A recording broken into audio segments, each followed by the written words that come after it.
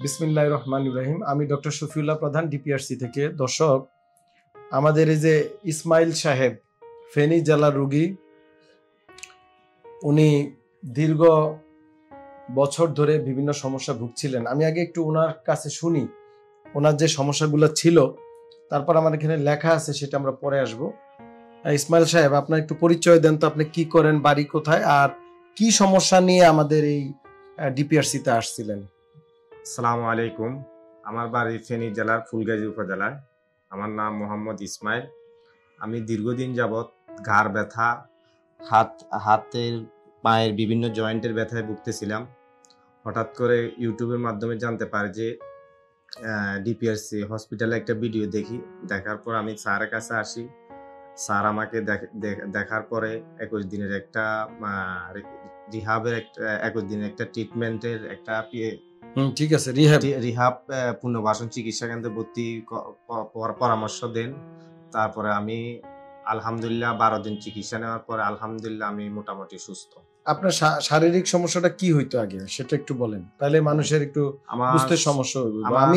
আমি বলি, আপনি যখন আমাদের কাছে আসছিলেন 3/4/2025, জি, আমরা যেটা লিখে রাখছি, আপনি আমাদেরকে যে সমস্যাটা বলছিলেন, হয়তো আপনি ভুলে গেছেন, আপনি এখন মিলে দেখেন ঠিক আছে কিনা। আপনি বলছিলেন আপনার পুরো মেরুদণ্ড ব্যথা করে। জি, ব্যথা করে। আচ্ছা, আপনি বলছিলেন এই মেরুদণ্ডের ব্যথা হাতে আসে। আচ্ছা, আপনি বলছিলেন প্রতিটা জোড়ায় জোড়ায় ব্যথা, জয়েন্টে ব্যথা। তাহলে ঠিক আছে তো? হ্যাঁ, ঠিক আছে। তাহলে দর্শক, এই হচ্ছে ওনার সমস্যা। তো আমরা একটু আর কি হেল্প করি, সেটা হচ্ছে ওনার ডায়াগনোসিস, ডিফারেন্সিয়াল ডায়াগনোসিস।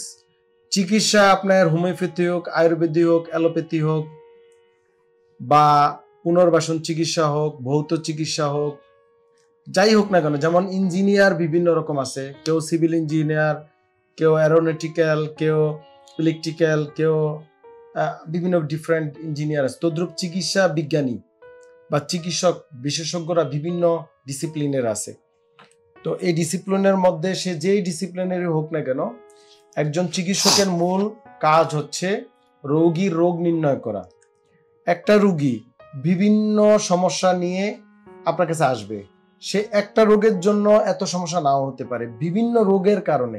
তো আমরা এখানে দেখেন, এই যে আমার প্রেসক্রিপশনটা রোগীর, আমরা ডায়াগনোসিসটা দেখেন লিখেছি কি, SPA, AS মানে spondylo arthropathy ankylosing spondylitis, PLID কোমরের L5S1, এবং PCAD মানে সার্ভাইকাল, ঘাড়েও প্রবলেম, কোমরেও প্রবলেম, এবং আর্থ্রাইটিস রোগ। এই যে ডায়াগনোসিস, এটা হচ্ছে একজন চিকিৎসকের মূল কাজ, রোগ নির্ণয় করা। রোগ নির্ণয় না হলে আপনার প্রপার ট্রিটমেন্ট হবে না। আপনি সে হোমিওপ্যাথি খান, আয়ুর্বেদিক খান, বা ওষুধ খান, বা আপনি পুনর্বাসন চিকিৎসা করেন, কোনো লাভ নেই। তো এইটা আলহামদুলিল্লাহ আমরা রোগী রোগ নির্ণয় করেছি, যার কারণে রোগী এখন থাকতে বলেছিলাম আমরা একটা আইডিয়া অভিজ্ঞতা, আমরা বলি যে আনুমানিক 21 দিন ওনাকে বলেছি, কিন্তু উনি আজকে কয়দিন, আজকে 12 দিন, 12 দিনে উনি আসছে, উনি স্যার আমি এখন ভালো, আমি আর থাকবো না। তো আমরা রোগী ইমপ্রুভ হয়ে গেলে সব রোগী সাধারণত ছেড়ে দেই, কিছু নির্দেশনা দিয়ে দেই, ব্যায়াম, নিয়ম কানুন বা ফলো আপ আবার করা, এগুলা নিয়ে আমরা নির্দেশনা দেই। তো আমরা রোগীর কিছু টেস্ট করেছি, যেমন ব্লাডের, যেমন HLA-B27, এই টেস্টটা ওনার পজিটিভ ছিল। এটা একটা অ্যান্টিজেন, বডিতে এটা পজিটিভ, সাধারণত SPA রোগীদের এটা হয়ে থাকে, অ্যানকাইলোজিং রোগীদের। তো ওনার সাথে ওনার কোমরে ডিস্ক প্রলাপ ছিল, মেরুদণ্ডে।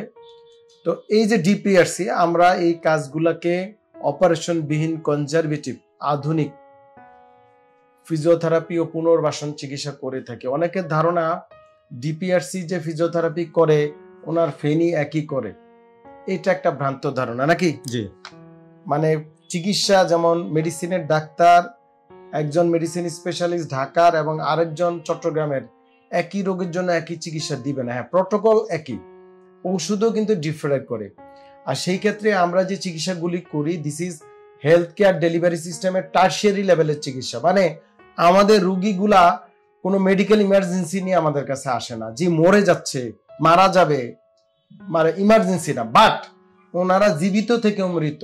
মানে এই রোগীগুলা হচ্ছে ব্যথা বেদনা কষ্ট পায়, মানে মারা যাবে না কিন্তু কাজ করতে পারে না, জীবনযাপন কষ্ট, চাকরি করতে পারে না, পারিবারিক সমস্যা। This is health care. যে আমরা যে কমিউনিটি মেডিসিন, আমাদের একটা সাবজেক্ট আছে ফিজিওথেরাপি এবং পুনর্বাসনে, সেইখানে এই কমিউনিটি মেডিসিন অন্যান্য হেলথের লোকজন, প্রফেশনাল লোকজন পড়ালেখা করে, যে delivery system of health care, যেমন প্রাইমারি, সেকেন্ডারি, টার্সিয়ারি। তো এই টার্সিয়ারি লেভেলের চিকিৎসা আমরা ডিপিআরসি তে করি আলহামদুলিল্লাহ। তো রুগী আলহামদুলিল্লাহ অনেক ভালো, আলহামদুলিল্লাহ। তা আপনি কিছু বললে বলেন। আর আমরা রুগী হাঁটিয়ে দেখাবো, আমাদের লোক যাবে, আমাদের এখানে যারা ভিডিও নিয়ে কাজ করেন বা ম্যানেজমেন্টের, তারা আপনাদেরকে রুগীর সবকিছু দেখাবেন। আপনি কিছু বলবেন কিনা?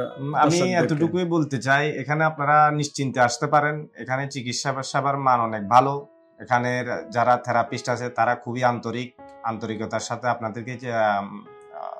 আপনাদেরকে সেবা দিয়ে থাকবে ইনশাল্লাহ। আমি আশা করি এখানে যারা এরকম বিভিন্ন ব্যথা বা মেরুদণ্ড সমস্যা, বাত ব্যথা, আর্থ্রাইটিস, জয়েন্ট, এলবো, যতই সমস্যা হোক এখানে আসেন। আসার পরে ইনশাল্লাহ চিকিৎসা নেওয়া, আমি আশা করি অন্তত ভালো কিছু ঘটবে। আচ্ছা, তো আমরা রুগীকে পাঠাই, আপনাদেরকে হাঁটেন, আপনাদেরকে দেখাবে রুগী গিয়ে। তা আমি বিদায় নিয়ে নিচ্ছি, ইনশাল্লাহ রুগী আপনাদেরকে হাঁটিয়ে গিয়ে দেখাবে। হ্যাঁ, আগে আমি সিঁড়ি দিয়ে উঠানামা করতে পারতাম না, উঠতে নামতে খুব কষ্ট হইতো, এখন ফ্রিলি উঠানামা করতে পারি। আগে দৌড়াইতে পারতাম না, বল খেলতে পারতাম না, এখন মোটামুটি আলহামদুলিল্লাহ সবকিছুই ভালোই পারি। তারপরে নামাজ পড়তে পারতাম না, রুকুতে যেতে পারতাম না, সেজদা দিতে পারতাম না, বসলে উঠতে পারতাম না, উঠলে বসতে পারতাম না, এখন আলহামদুলিল্লাহ মোটামুটি সবই পারি। তো সবাই আমার জন্য দোয়া করবেন, আমি যেন আল্লাহর রহমতে সারা জীবন ভালো থাকতে পারি। আমিও আপনাদের সবার জন্য দোয়া করি এবং আপনাদের সুস্থতা কামনা করি। ভালো থাকবেন। আসসালামু আলাইকুম। ডিপিআরসি লিমিটেড, আস্থা, বিশ্বাস ও নির্ভরতায় অবিচল।